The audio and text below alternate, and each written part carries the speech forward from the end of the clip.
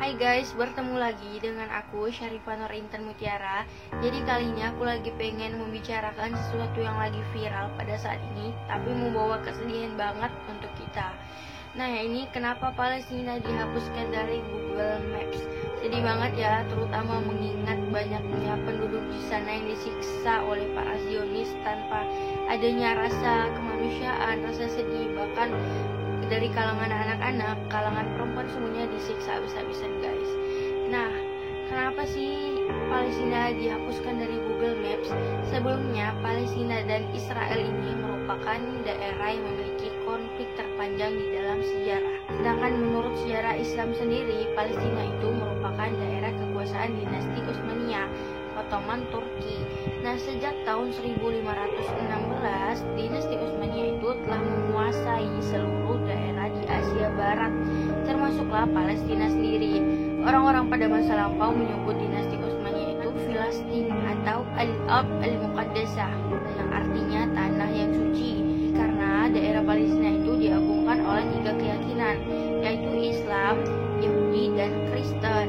Nah, pada masa dinasti Utsmaniyah sendiri, seluruh kehidupan di sana sangat harmonis, sejahtera, dan toleransi beragama pun sangat tinggi. Singkat cerita, keharmonisan, kesejahteraan, dan sebagainya itu hancur ketika dinasti Utsmaniyah kalah dalam Perang Dunia Pertama. Seluruh kesejahteraan, kebahagiaan, ketentraman yang ada di Palestina berakhir ketika kekuasaan Turki berakhir di daerah Palestina tersebut. Turki menerima kekalahan atas perang, akhirnya Palestina jatuh di tangan Inggris. Nah, ternyata para kaum Yahudi itu membantu perlengkapan perang terhadap Inggris. Akhirnya ia menuntut Inggris untuk memberikan Yerusalem atau Palestina kepada mereka, karena daerah tersebut merupakan daerah yang diagungkan oleh 3 agama tersebut. Tapi sayangnya keputusan Inggris itu mengecewakan. Akhirnya para Zionis itu berbalik arah kepada Amerika Serikat. Tetapi bantuan Amerika Serikat terhadap bangsa Yahudi tersebut yang dipimpin oleh Presiden Truman pada saat itu bukan dipandang sebagai aset strategis, tetapi hanya simpati terhadap kaum Yahudi.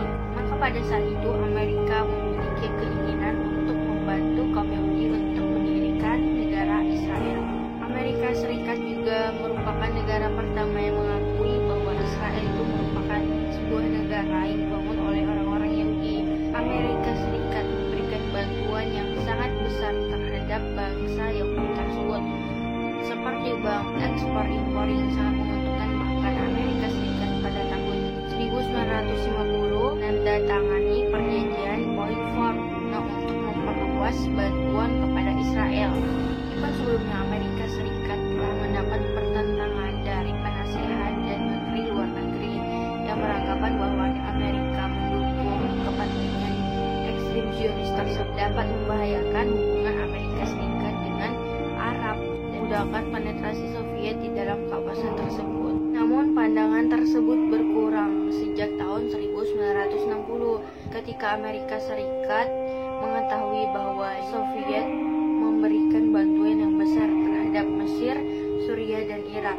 Akhirnya Amerika Serikat pun menyatakan bahwa perlu untuk memberikan bantuan yang besar terhadap Israel.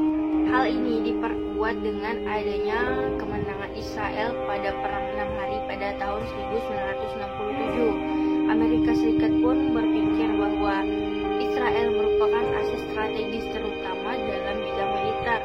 Amerika pun beranggapan bahwa orang-orang Israel merupakan sumber daya manusia yang unggul. Oleh karena itu, sampai sekarang Amerika Serikat menganggap Israel adalah aset strategis.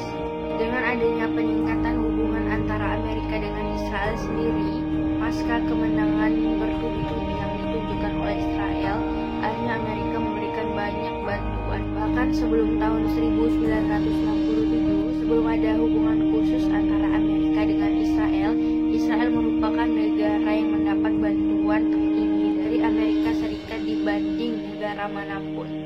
Lambat laun Amerika Serikat memprakarsai perdamaian antara Israel dan Palestina yang disebut dengan Perjanjian Oslo I.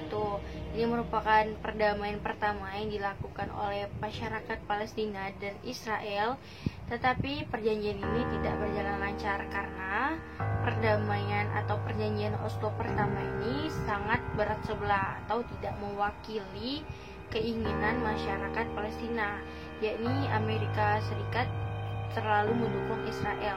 Selain itu, hambatan lain terjadi karena secara de facto Amerika Serikat meminta pihak-pihak yang bersengketa untuk melakukan perundingan, tapi Amerika Serikat sendiri tidak memberikan sanksi terhadap orang-orang Israel yang melakukan pelanggaran.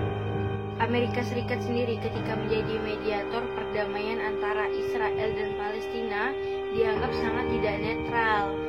Hal ini berkaitan dengan anggapan bahwa Israel merupakan aset strategis bagi Amerika Serikat sendiri. Hal ini terlihat jelas ketika Presiden Amerika yaitu Donald Trump mengakui bahwa Yerusalem adalah ibu kota Israel. Sedangkan menurut Forum Jurnalis Palestina sendiri, penghapusan Palestina dari Google Maps maupun aplikasi peta yang lainnya merupakan suatu upaya untuk membangun paradigma generasi mendatang bahwa Israel merupakan negara yang sah dan melenyapkan Palestina selamanya. Namun Google sendiri menyatakan bahwa mereka hanya memberikan garis abu-abu pada daerah Palestina karena daerah Palestina sendiri masih dalam persengketaan. Sedangkan Google sendiri merupakan raksasa teknologi yang ada di Amerika Serikat.